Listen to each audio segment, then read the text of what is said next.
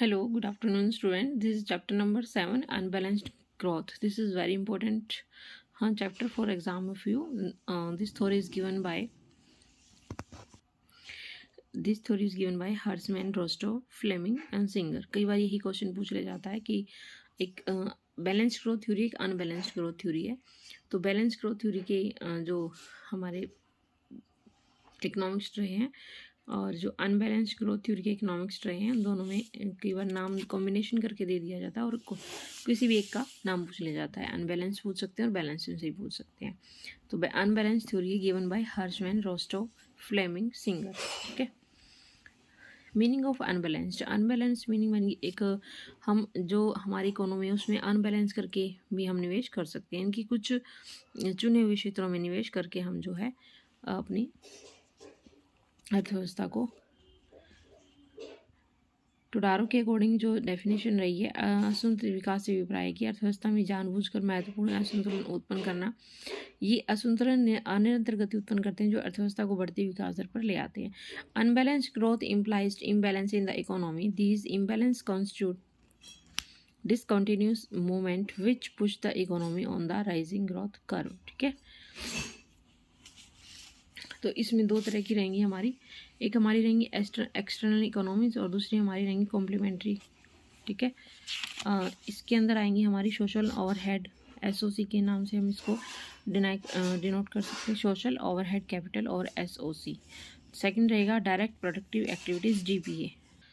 तो unbalanced process, इसमें process क्या है? प्रोसेस के अंदर हम एसओसी और डीपीए दोनों को इंक्लूड करते हैं.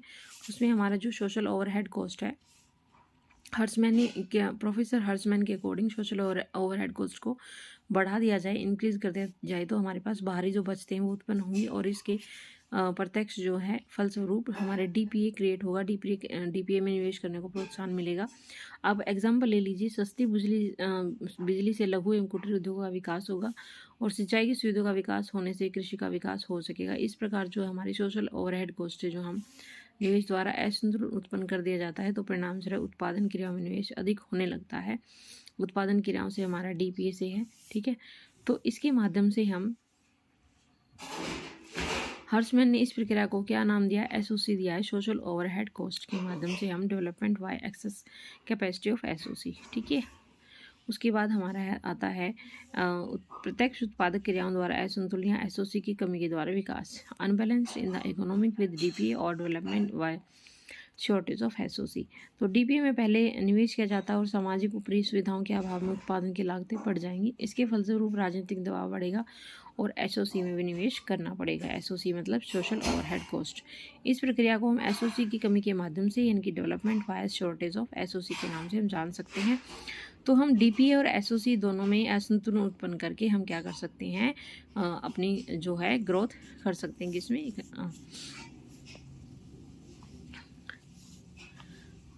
नेक्स्ट पॉइंट, नेक्स्ट जो ये है हमारा, ये हम डायग्राम के थ्रू देखेंगे. Balance growth, balance growth path. ठीक है.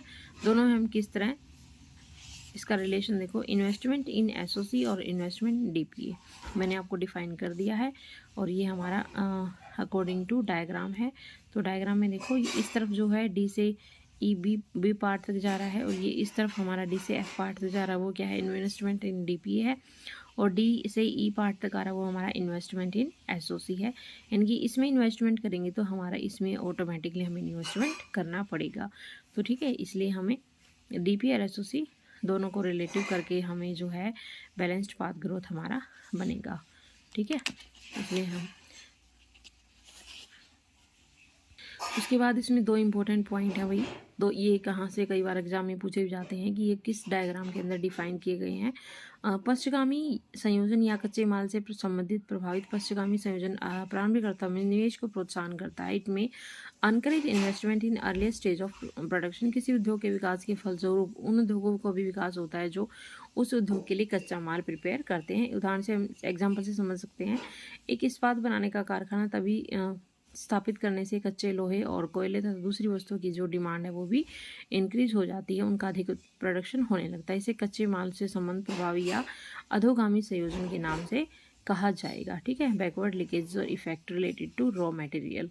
उसके बाद नेक्स्ट हमारा आता है अग्रगामी संयोजन या निर्मित माल से संबंधित प्रभाव, फॉरवर्ड लीकेजेस। ठीक है, बैकवर्ड और फॉरवर्ड दो तरीके से आते हैं। अग्रगामी संयोजन आगामी अवस्थाओं में इसको प्रोत्साहन करती हैं। इट में encourage production in subsequent stage of production.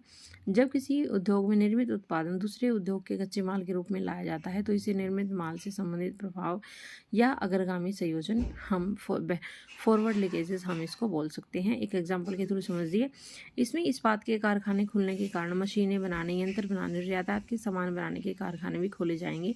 इन कारखानों में इस्पात तथा कच्चे माल के रूप में प्रयोग होगा और इस प्रभाव को हम क्या कहते हैं, निर्मित माल संबंधी प्रभाव या फॉरवर्ड लीकेज के नाम से इसको हम जान सकते हैं। अकॉर्डिंग टू हर्समैन, पहले उन उद्योगों का पता लगाना चाहिए जिनका कुल संयोजन टोटल लिंकेजेस का प्रभाव अधिक हो और अधिकतम संयोजन प्रणाली वाली योजनाएं अलग अलग देशों में अलग अलग समय पर अलग अलग हो सकती हैं। अकॉर्डिंग टू हर्समैन, लोहा एवं इस्पात उद्योग का कुल संयोजन सबसे अधिक है। तो इसके अकॉर्डिंग जो है विकसित देशों में सामान्यतः संयोजन की कमी पाई जाती है। इसलिए अंतिम उद्योग पहले, लास्ट इंडस्ट्री फर्स्ट स्थापित किए जाने चाहिए। अंतिम उद्योगों से अभिप्राय उन जिससे हमारे तैयार माल विदेशों से आयात किए जा सकते हैं और देश में उनका केवल कन्वर्टिंग, पुर्जों का असेंबलिंग और मिक्सिंग करने का यूज़ होता है। तो ये दोनों पॉइंट काफ़ी इंपॉर्टेंट है, काफ़ी बार एग्जाम में पूछे गए हैं कि बैकवर्ड और फॉरवर्ड कौन सी थ्योरी में यूज़ किया जाता है। तो किसमें, अनबैलेंस्ड ग्रोथ के अंदर ये पॉइंट हमारे लिए गए हैं। स्पेशली यही क्वेश्चन एग्जाम में आया था। ठीक है, तो मैंने आपको बता दिया है। और उसके बाद इसकी कुछ विशेषताएं हैं, कुछ खास करने की ज़रूरत नहीं है, बट एक बार रीड कर लेते हैं। प्रोत्साहन और दबाव पर आधारित है। बड़े धक्के या प्रबल प्रभाव प्रयास के सिद्धांत को स्वीकार करना, यह सिद्धांत इतिहास की वास्तविक जानकारी पर आधारित है। और हमारा नेक्स्ट पॉइंट है, सोशल ओवरहेड कॉस्ट को डिफाइन करता है। ठीक है, उसके बाद सिद्धांत के गुण है, वास्तविक रियलिस्टिक थ्योरी आधार उद्योग को अधिक महत्व देता है। ऊंचे पैमाने के उत्पादन की बचतें अधिक होते नए आविष्कारों को प्रोत्साहन करता है, आत्मनिर्भर बनाता है, आर्थिक आधिक्य बनाता है और अल्पकालीन रणनीति करता है। उसके बाद साधनों का उपयुक्त उपयोग करता है, आधारिक संरचना का विकास करता है। तो ये थी हमारी स्टूडेंट्स, ये हमारी थी अनबैलेंस थ्योरी। ठीक है, इसमें हमने एसओसी और डीपीए का रिलेशन पढ़ा, किस तरह से हम अपनी अर्थव्यवस्था में विकास कर सकते हैं। तो this is very important chapter for exam of you. And आप जो है पीजीटी इकोनॉमिक्स की प्रिपरेशन करने के लिए मेरे चैनल के साथ जुड़िएगा, लाइक शेयर सब्सक्राइब जरूर कीजिएगा। Thank you dear student.